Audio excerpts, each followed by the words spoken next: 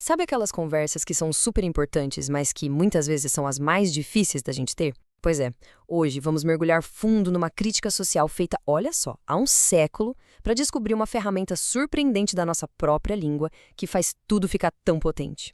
Vamos lá! Essa imagem aqui fala por si só, né? Ela escancara um dos maiores desafios do Brasil, a desigualdade social.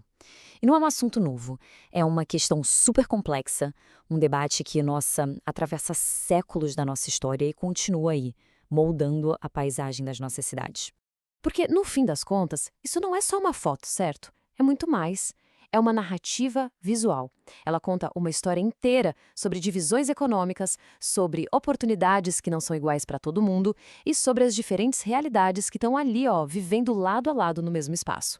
E para a gente entender melhor essa narrativa, que tal a gente voltar um pouquinho no tempo? Vamos conhecer a voz de um dos grandes escritores do Brasil, um cara que olhou para essa mesma questão e falou sobre ela com uma clareza que, sério, é impressionante. Esse é o Afonso Henriques de Lima Barreto. Lá no comecinho do século XX, ele usava a escrita dele não para enfeitar a realidade, sabe? Pelo contrário, era para dissecar, para cortar no osso. E a gente vai analisar uma das crônicas dele, 15 de novembro, onde ele para refletir sobre o aniversário da República Brasileira. E aqui está o coração da crítica dele. Com essa pergunta, que na verdade é quase uma afirmação, né? O Barreto basicamente sugere que a República se preocupava muito mais com as aparências, com uma fachada de progresso, enquanto a pobreza da maioria da população servia só de pano de fundo para esse brilho que não era real.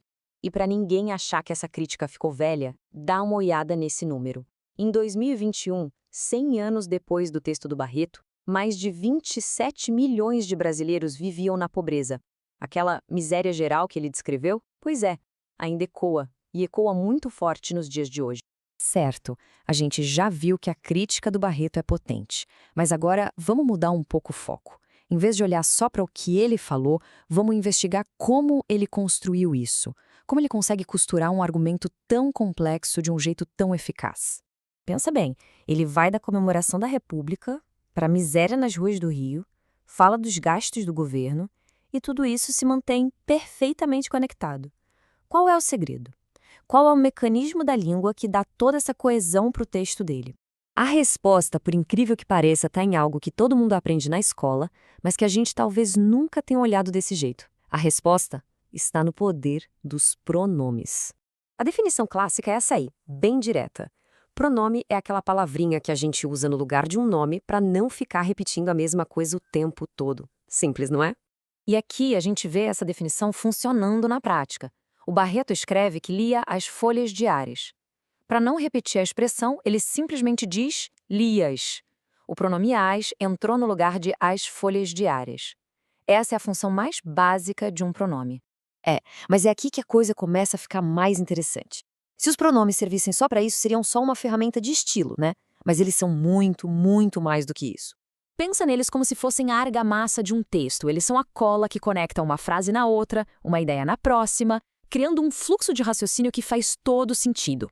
Eles são o verdadeiro motor secreto da argumentação. E este exemplo aqui, ele é brilhante. Olha só. O Barreto escreve sobre a vontade de lembrar-me o estado atual do Brasil. E logo na frase seguinte ele diz: isso me acudiu. Percebe? O pronome isso não está substituindo uma palavrinha só. Ele está pegando a ideia inteira da frase anterior e levando para a próxima. É assim que ele conecta um pensamento complexo no outro. É simplesmente genial. Então, o ponto crucial é exatamente este. Entender de gramática é muito mais do que ficar decorando regras. É entender como a linguagem funciona para a gente conseguir construir significado. Então, vamos resumir. Sim, os pronomes evitam repetição. Mas, o mais importante, eles são as pontes que conectam as frases.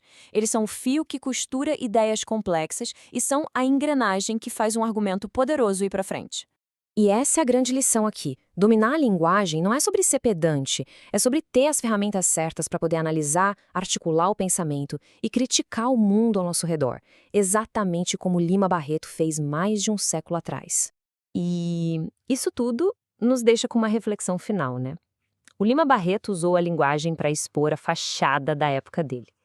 Se a gente prestar atenção em como os argumentos são construídos hoje em dia, que fachadas nós conseguimos enxergar? E mais importante, como podemos questioná-las?